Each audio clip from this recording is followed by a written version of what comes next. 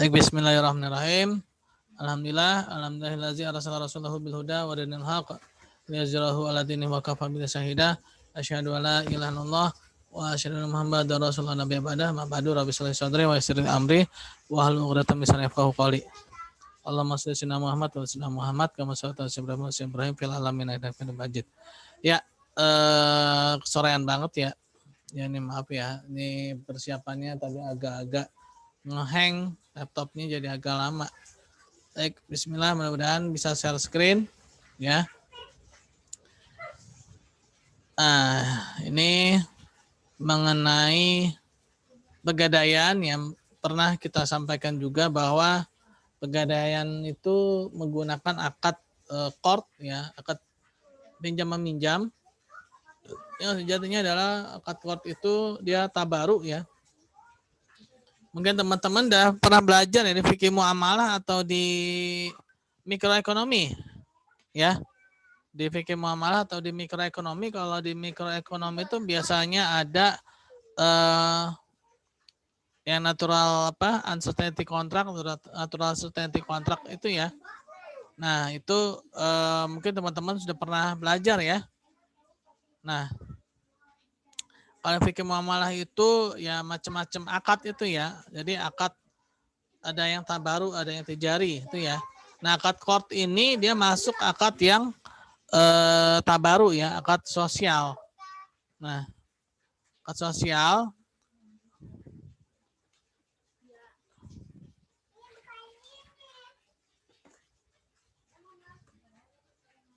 masih aduh.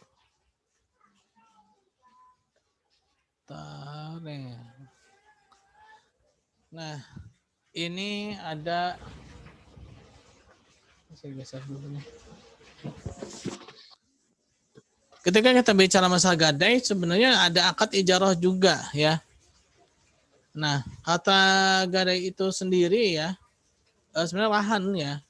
Tapi di satu sisi dia ada akad ijarah, yaitu adanya bahkan ya ada yang menyamakan dengan, mungkin teman-teman pernah dengar ya, dulu tuh sering tuh namanya tuh kartu kredit syariah ya.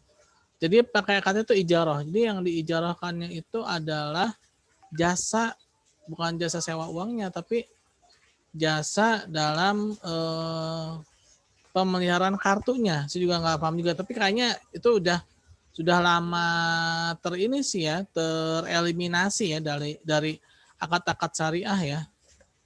Itu ada namanya itu kartu kredit syariah, tapi kayaknya sekarang udah enggak ya. Nah, ini rahan ya, akad gadai ini ada yang menganalogikan juga dengan ijarah atau akad sewa.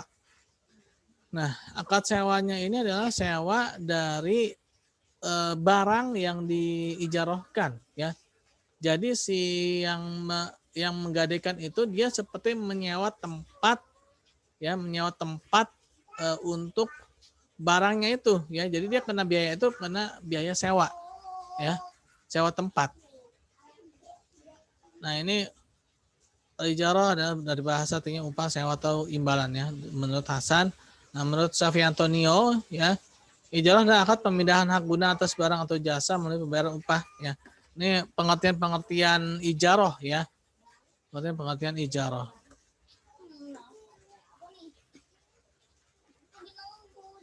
Nah, biaya sewa tempat penyimpanan barang gadai ya. Nah, ini yang dijadikan sewanya adalah akad sewa dari tempatnya ya. Ya, taksiran barang jaminan yang digadaikan, perhitungan tarif jasa simpanan yaitu kelipatan 5 ya. Ada sehingga 1 hari dihitung 5 hari. Tarif jasa simpanan dihitung per hari ya. Nah, ini berdasarkan perhitungan-perhitungan yang sifatnya itu antara dimingkum ya, teman-teman ya. Saya di sini beranggapan teman-teman sudah mahir di fikih muamalah sehingga tidak ada pertanyaan-pertanyaan mengenai masalah teknis ya. Nah, masalah teknis selama dia itu tidak melanggar prinsip-prinsip syariah ya, yaitu melanggar prinsip syariah, maksudnya dia tidak melanggar prinsip syariah itu gini, misalkan nih dia tidak memastikan suatu hal yang tidak pasti, maka itu akan jadi apa tuh? Riba ya, memastikan suatu yang tidak pasti. Atau membuat tidak pasti suatu yang pasti, itu namanya goror ya. Nah, jadi jangan sampai dalam masalah teknis itu jangan sampai ke masalah seperti itu gitu ya. Makanya kan di dalam mikro ya, biasanya mikroekonomi ya teman-teman ya. Itu ada tuh ya, kalau misalnya yang NUC, yang naturally uncertainty contract dijadikan naturally certainty contract, nah itu jadinya riba ya. Jadinya riba. Nah, natural certainty contract itu apa tuh? Certain yang pasti, yaitu nah ini ijarah salah satunya ya, sewa menyewa. Nah, sewa menyewa itu harus pasti ya, pasti jumlahnya, kuantitasnya, pasti barangnya ya, dan harus pasti semuanya ya, tidak boleh ada yang tidak pasti. Kecuali kalau investasi ya.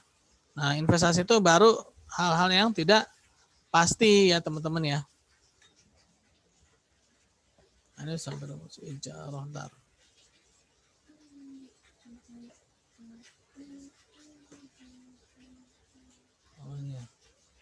Tadi, nah ini lanjutannya, kendaraan bermotor, contohnya ini ya, ini contohnya.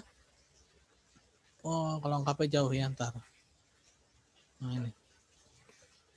Nah ini kita berdoa. Yang kedua dulu nih, set 6 ya. Contohnya ini, perhiasan jika marhum ditebus sebagai barang jaminan, maka dikenakan jasa simpanan sebesar 90 per 10 hari masa penyimpanan setiap kali kelipatan taksiran marhum emas. Yang kedua, barang elektronik, barang rumah tangga dan semacamnya diambil tarif sewa tempat simpanan sebesar 90 Rp 95 per 10 hari ya. Jadi hari masa penyimpanan. Nah, ini biasanya dia pakainya per 10 hari ya. Dari mana batasannya? Ini tergantung dari kebijakan lembaganya ya, tergantung dari instansi yang membuat kebijakan. Mungkin ya bisa jadi itu dari apa tuh pemeliharaannya ya, atau dari sewanya ya, dan lain sebagainya ya. Yang pasti itu ada dasar-dasarnya ya. Kalau apa tuh, kalau barang tuh biasanya ada ilmu aktuaria, yaitu ilmu dalam menghitung nilai ya, nilai dari suatu aset ya. Yang ketiga, kendaraan bermotor diambil tarif sewa tempat simpanan sebesar 100 Rp 100 per 10 hari ya. Nah, ini adalah tergantung dari kebijakan instansi yang memberikan jasa ya. Batas waktu biaya simpanan 4 bulan atau 120 hari, namun apabila sebelum 4 bulan, misalnya 3 bulan, nasabah sudah mampu mengembalikan, maka pegadaian syariah dapat mengambil kebijakan sisa pembayaran 1 bulan ya. Nah, ini lagi-lagi semuanya adalah hal-hal teknis yang mana itu diperbolehkan ya, selama tidak melanggar prinsip-prinsip syariah ya. Melanggar prinsip-prinsip syariah. Nah, sebenarnya dalam masalah muamalah ini mudah ya, karena dia prinsipnya itu segala sesuatunya itu berawal dari hal yang mubah atau hal yang diperbolehkan, kecuali kalau ada dalil yang melarangnya ya. Artinya nah, kita pelajari hal-hal yang dilarang itu, yaitu dalam mata kuliah yang lain, yaitu mata kuliah fikih muamalah terutama, dan juga mikroekonomi ya. Ekonomi ini ekonomi yang syariah ya, bukan yang konven.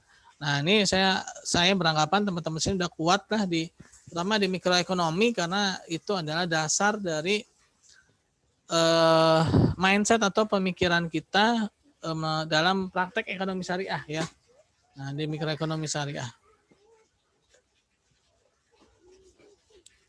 Nah, ini rumus ijarah ya, yaitu taksiran dibagi 10.000 kali tarif dikali jangka waktu per 10 hari.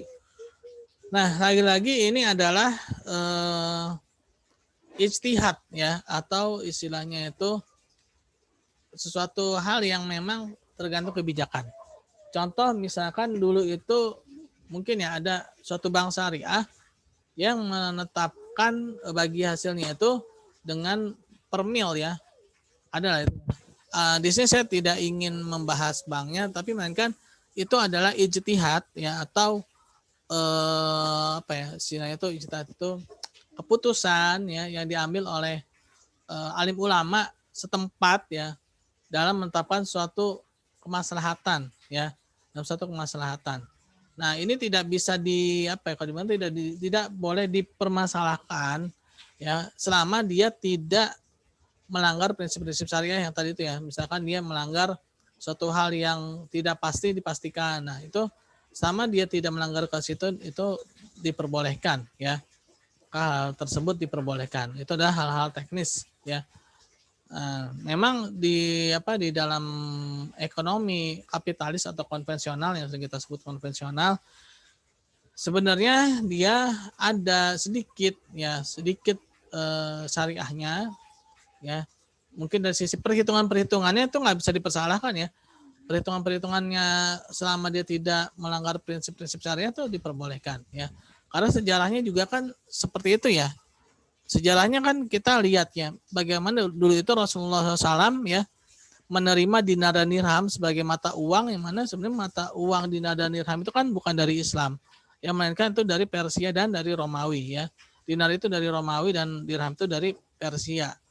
Nah, kalau kita lihat aja sejarahnya, dinar dan dirham itu sendiri juga dikasih label Islam itu ketika masa Umar bin Khattab radhiyallahu anhu, yaitu ketika memang Islam ketika itu sudah dimana tuh menyebar luas dan juga dikuasai ya, satu sudah mendominasi lah ya, pengguna dinar dan dirham itu sudah mendominasi ya, sehingga pada masa Umar bin Khattab radhiyallahu anhu ya, beliau baru memberikan cap ya mata uang Islam ya. Tapi kalau lihat dari sejarahnya itu dinar dan dirham itu berasal dari Romawi dan Persia ya, yang mana sama sekali bukan dari Islam ya. Tapi kenapa diterima? Karena dia ada sesuatu yang maslahat ya, sesuatu yang memang universal, dia diperbolehkan karena adanya nilai kestabilan ya, stabilan nilai dari mata uang tersebut. Sebenarnya mata uang dahulu kala itu emas dan perak itu bukan cuma dinar dan dirham, kan banyak jenis-jenisnya, tapi yang diterima ya dinar dan dirham karena memang dia lebih luas pemakaiannya, lebih banyak diterima di masyarakat ketika itu ya, dan juga dia memiliki kestabilan yang lebih daripada mata uang emas dan perak yang lain gitu ya. Nah, nyambungnya ke sini analoginya tuh seperti itu gitu ya. Jadi ketika ada suatu rumusan yang mana mungkin bisa jadi itu berasal dari non Islam ya. Tapi kalau rumusan itu dia tidak melanggar prinsip-prinsip syariah, itu tidak mengapa gitu ya kalau tetap dijalankan ya. Tetap diperbolehkan selama dia tidak melanggar prinsip-prinsip syariah ya. Jadi bukan berarti juga ekonomi syariah itu atau pegadaian syariah atau instansi keuangan syariah itu benar-benar ngulang dari nol, enggak ya. Tidak seperti itu ya. Yang dilakukan adalah ya kita melihat ya mana hal-hal yang sesuai dengan syariah dan mana hal-hal yang tidak sesuai dengan syariah, dan kita membuang hal yang tidak sesuai dengan syariah ya. Jadi seperti itu ya. Ya. Jadi seperti itu teman-teman ya. Mengenai pertemuan kita ini ya. Pertemuan yang ke berapa nih? Pertama ya. Setelah UTS ya. Pertemuan yang pertama setelah UTS ya. Nah, pegadaian syariah itu sendiri juga merupakan di bawah BUMN ya sekarang ya, kalau yang BUMN-nya. Nah, teman-teman lagi-lagi saya tekankan, apabila teman-teman ingin menggunakan jasa pegadaian syariah, gunakanlah yang di bawah BUMN ya. Karena dia lebih terjamin ya dibandingkan dengan pegadaian syariah yang ada di pinggiran-pinggiran jalan ya. Di pinggir jalan mungkin banyak ya ada tulisan syariah, gadai syariah ya. Tapi kita tidak tahu ya, dan kita juga tidak bisa menjamin kesyariahannya ya. Kita tidak bisa menjamin kesyariahannya. Kenapa? Karena ini merupakan hal yang sensitif, yaitu menyangkut uang ya, dan juga kepercayaan ya. ketika dikatakan itu dikatakan syariah, dia harus benar-benar ada syarat-syaratnya ya. Karena saya pernah menjumpai bukan jenis gadai syariah sih, bukan ya, tapi ini perusahaan trading ya. Memang itu perusahaan trading. Nah, ada seorang waktu itu menawarkan ke saya tentang trading gitu kan. Trading itu kayak jual beli sekuritas ya. Jual beli sekuritas itu saham ya, indeks lah, indeks yang lebihnya. Kalau saham itu pasar modal ya. Ini indeks. Nah, terus dia mengeluarkan fatwa MUI mengenai kehalalan jual beli trading gitu kan. Oke, ada fatwanya. Ternyata begitu dilihat dia bukan trading syariah ya. Begitu saya tanyakan mana DPS-nya gitu kan. Nggak ada Pak. Loh, berarti bukan syariah dong. Tapi kan ada fatwa halalnya Pak. Iya memang ada gitu kan. Memang ada gitu. Fatwanya ada. Tapi kan istilahnya gini. Mungkin kalau saya analogikan ya. Kalau saya analogikan tuh gini. Al-Quran itu kan ada ya. Tapi mohon maaf kan yang non-Islam juga tetap ada kan gitu kan. Apakah dengan adanya Al-Quran itu secara otomatis telah mengislamkan yang non-Islam? Kan enggak gitu kan. Mereka ketika memang mau, kalau memang itu kan dia seharusnya dia masuk Islam gitu kan, baru dia jalankan Al-Quran. Jadi ibaratnya seperti itu gitu ya. Fatwa itu ada, tapi dia belum mendeklarasikan kalau dia itu trading syariah. Nah, sama seperti gadai syariah yang ada di pinggir jalan gitu. Mungkin dia dia mengatakan syariah gitu kan. Coba kita lihat lebih dalam lagi, apakah ada dewan pengawas syariahnya di instansi dia itu ya. Nah, kalau tidak ada, ya berarti dia abal-abal gitu kan. Artinya abal-abal tuh asal-asalan ya. Nah, ini bahaya ya. Makanya saya tekankan sekali lagi, kalau teman-teman ingin menggunakan jasa pegadaian syariah ya, itu gunakanlah yang sudah terjamin, yaitu milik pemerintah ya, BUMN. Jangan menggunakan yang belum ada jaminannya sama sekali. Jadi seperti itu teman-teman ya, mengenai pegadaian syariah. Oke, gimana teman-teman? Udah pada persiapan mau buka ya? Pak. Iya, Pak. Siap. Di sana hujan nggak? Gerimis, Pak. Oh iya, sini udah hujan deras ya. Hujan, Pak. Ya. Udah pada persiapan semua? Oke, mungkin Siap. Menyambut ajan maghrib, bagaimana kalau kita berzikir bersama? Oh enggak ya, memang mau buka puasa bareng enggak kan? Oke, kalau memang tidak ada pertanyaan enggak? Enggak ada, Pak. Oke, kalau memang tak ada ya. Alhamdulillah, terima kasih banyak teman-teman ya atas kehadirannya walaupun lewat Zoom ya. Di saat-saat kritis ini udah mulai pada kacau pikirannya ya, kelontong ya ke ini. Kita tutup dengan baca hamdalah, alhamdulillah alamin, dan doa subhanakallahumma bihamdi, subhanakallahumma bihamdika asyhadu an la ilaha illa anta astaghfiruka wa atubu ilaik. Assalamualaikum warahmatullahi wabarakatuh.